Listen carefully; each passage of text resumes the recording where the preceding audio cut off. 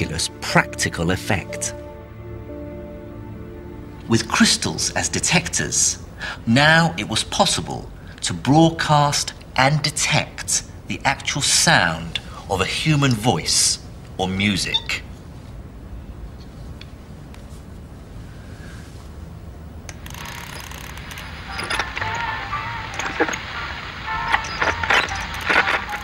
In his Oxford lecture in 1894, Oliver Lodge had opened a Pandora's box.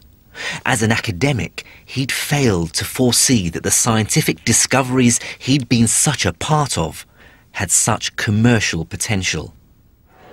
The one patent he had managed to secure, the crucial means of tuning a receiver to a particular radio signal, was bought off him by Marconi's powerful company. Perhaps the worst indignation for Lodge, though, would come in 1909, when Marconi was awarded the Nobel Prize in Physics for wireless communication. It's difficult to imagine a bigger snub to the physicist who'd so narrowly missed out to Hertz in the discovery of radio waves, and who'd then go on to show the world how they could be sent and received. But despite this snub, Lodge remained magnanimous, using the new broadcasting technology that resulted from his work to give credit to others, as this rare film of him shows. Hertz made a great advance. He discovered how to produce and detect waves in space, thus bringing the ether into practical use, harnessing it for the transmission of intelligence in a way which has subsequently been elaborated by a number of people.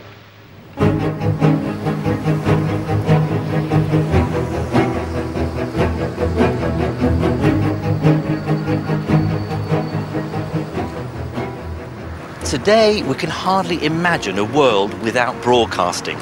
To imagine a time when radio waves hadn't even been dreamt of. Engineers continued to refine and perfect our ability to transmit and receive electromagnetic waves. But their initial discovery was ultimately a triumph of pure science, from Maxwell through Hertz to Lodge. But still, the very nature of electricity itself remained unexplained. What created those electrical charges and currents in the first place? Although scientists were learning to exploit electricity, they still didn't know what it actually was. But this question was being answered, with experiments looking into how electricity flowed through different materials. Back in the 1850s, one of Germany's great experimentalists and a talented glassblower, Heinrich Geissler, created these beautiful showpieces.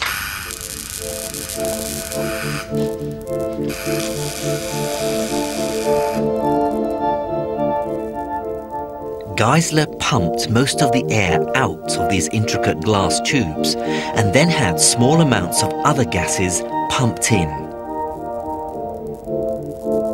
He then passed an electrical current through them. They glowed with stunning colours, and the current flowing through the gas seemed tangible. Although they were designed purely for entertainment, over the next 50 years, scientists saw Geissler's tubes as a chance to study how electricity flowed. Efforts were made to pump more and more air out of the tubes. Could the electric current pass through nothingness, through the vacuum?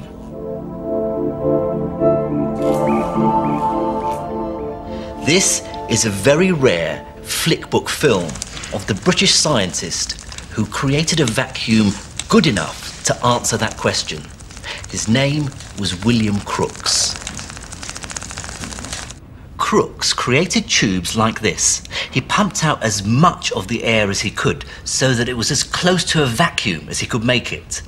Then, when he passed an electric current through the tube, he noticed a bright glow on the far end. A beam seemed to be shining through the tube and hitting the glass at the other end. it seemed at last we could see electricity. The beam became known as a cathode ray, and this tube was the forerunner of the cathode ray tube that was used in television sets for decades.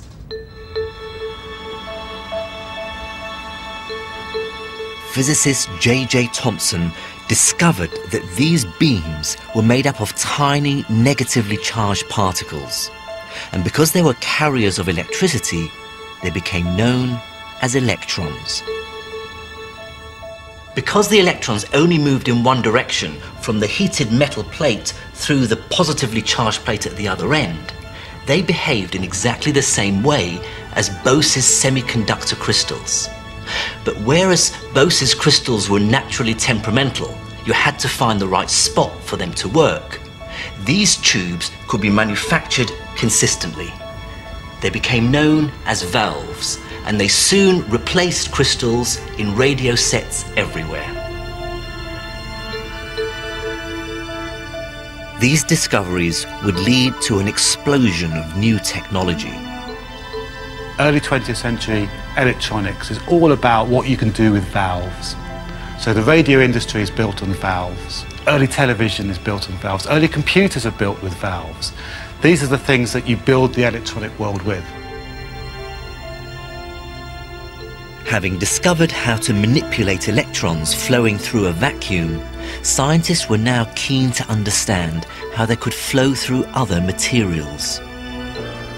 But that meant understanding the things that made up materials, atoms.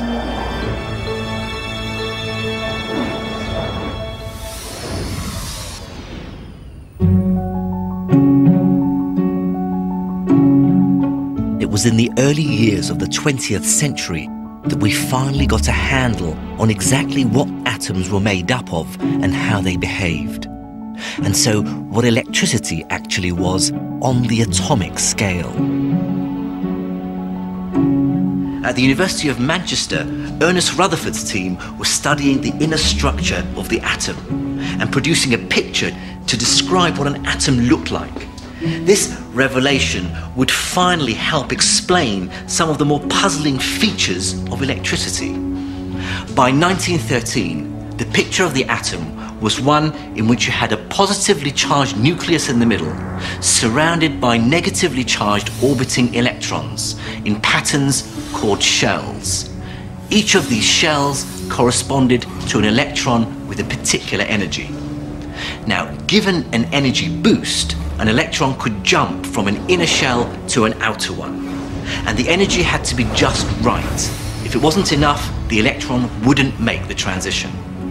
And this boost was often temporary, because the electron would then drop back down again to its original shell. As it did this, it had to give off its excess energy by spitting out a photon. And the energy of each photon depended on its wavelength, or as we would perceive it, its color.